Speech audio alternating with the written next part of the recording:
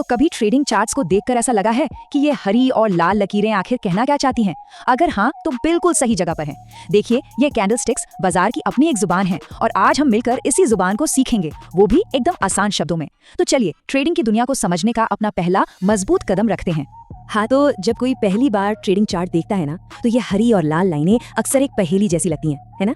पर ये सिर्फ रंग नहीं है, ये तो बाजार की धड़कनें हैं जो हमें एक कहानी बताती हैं। तो सवाल ये है कि ये हमें असल में बता क्या रही हैं? चलिए इस पहेली को सुलझाते हैं और देखते हैं कि इन रंगों के पीछे क्या राज छिपा है।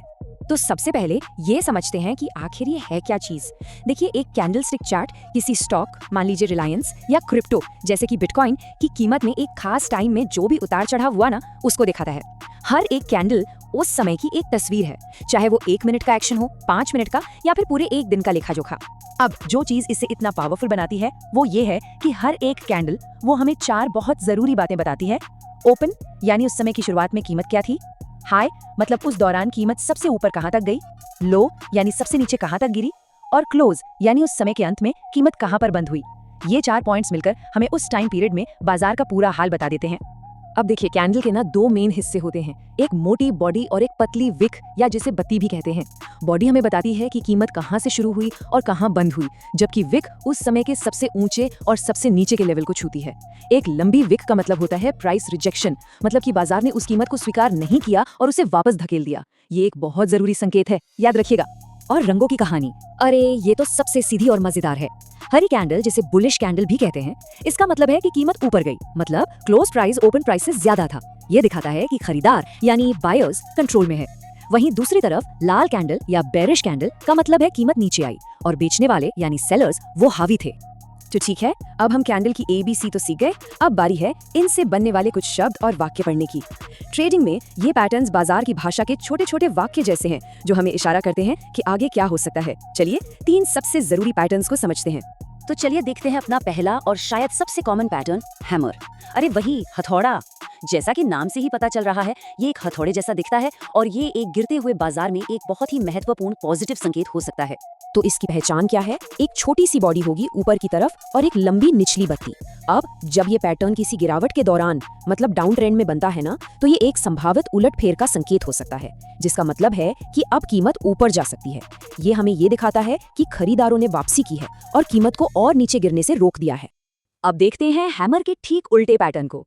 देखिए, अगर हैमर एक अच्छी खबर का संकेत है तो ये वाला पैटर्न एक तरह की वार्निंग हो सकता है। इसे कहते हैं शूटिंग स्टार। शूटिंग स्टार में छोटी बॉडी नीचे होती है और एक लंबी सी बत्ती ऊपर की तरफ। और अगर ये पैटर्न किसी अप ट्रेंड मतलब जब मार्केट ऊपर जा रहा हो तब बनता है, तो ये एक चेतावनी हो सकती है कि अब बाजार का रुख बदल सकता है और कीमत नीचे आ सकती है। ये दिखाता है कि सेलर्स ने कीमत को और ऊपर जाने से मजबूती से रोक दिया है। और अब हमारा तीसरा जरूरी पैटर्न, इसका नाम है डोजी। ये तब बनता है जब मार्केट खुद ही कंफ्यूज होता है कि भाई ऊपर जाए या नीचे। इसकी पहचान करना सबसे आसान है। डोजी कैसा दिखता है? अरे बिल्कुल एक प्लस साइन या क्रॉस जैसा। क्यों? क्योंकि इसकी ओपन और क्लोज प्राइस लगभग एक ही होती है। इसका सीधा मतलब है कि मार्केट में कंफ्यूजन है या अनिर्णय है, न तो खरीदार जीत रहे हैं और न ही बेचने वाले। ये एक ठहराव का संकेत है, जिसके बाद बाजार किसी भी दिशा में एक बड़ा मूव ले सकता है। तो इस पर नजर रखना बहुत जरूरी है। तो ठीक है, अब इन पैटर्न्स को पहचानना तो सीख लिया, पर इस जानकारी का इस्तेमाल कैसे करना है ना? क्योंकि सिर्फ जानना ही काफी नहीं है, इसे सही तरीके से लागू करना ही तो असली खेल है। चलिए देखते हैं कि अपने पहले कदम कैसे उठाए जा सकते हैं। सबसे पहले अपना टाइम फ्रेम चुनना होता है। ये इस बात पर डिपेंड करता है कि किस तरह की ट्रेडिंग करनी है। देखिए, 1 मिनट जैसा छोटा टाइम फ्रेम वो बहुत तेज होता है, एक्सपीरियंस ट्रेडर्स के लिए ठीक है। लेकिन अगर कोई नया है तो 5 या 15 मिनट का इंट्राडे टाइम फ्रेम वो शुरू करने के लिए एक अच्छी जगह है। इससे चार्ट को समझने और शांति से फैसला लेने के लिए काफी समय मिल जाता है। और हाँ, ये कुछ बहुत ही जरूरी नियम है जिन्हें हमेशा याद रखना है। कभी भी सिर्फ एक कैंडल के आधार पर ट्रेड नहीं करना, हमेशा अगली कैंडल से कंफर्मेशन का इंतजार करें। हमेशा बड़े ट्रेंड को देखें, सपोर्ट और रेजिस्टेंस को सीखें। ये वो लेवल्स होते हैं जहां कीमत अक्सर रुकती है या पलट जाती है। और सबसे जरूरी बात, असली पैसे लगाने से पहले एक डेमो अकाउंट पर खूब प्रैक्टिस करनी चाहिए। यहीं पर आप बिना रिस्क के अपनी स्ट्रेटजीज टेस्ट कर सकते हैं। और हाँ, स्टॉप लॉस लगाना भी सीख सकते हैं, मतलब अपना ज्यादा से ज्यादा नुकसान कितना हो सकता है वो पहले से तय करना। अगर आज की इस पूरी बातचीत से सिर्फ एक बात याद रखनी हो ना, तो वो ये है, हरा रंग यानी खरीदने का दबाव जो कीमत को ऊपर धकेलता है, और लाल रंग यानी बेचने का दबाव जो कीमत को नीचे खींचता है। ये सबसे बुनियादी लेकिन ट्रेडिंग का सबसे शक्तिशाली नियम है, इसे हमेशा याद रखना है। तो अब जब कैंडल्स की भाषा थोड़ी थोड़ी समझ आने लगी है, तो अगली बार जब कोई चार्ट देखें तो खुद से ये सवाल जरूर पूछें कि बाजार मुझे क्या कहानी बताने की कोशिश कर रहा है।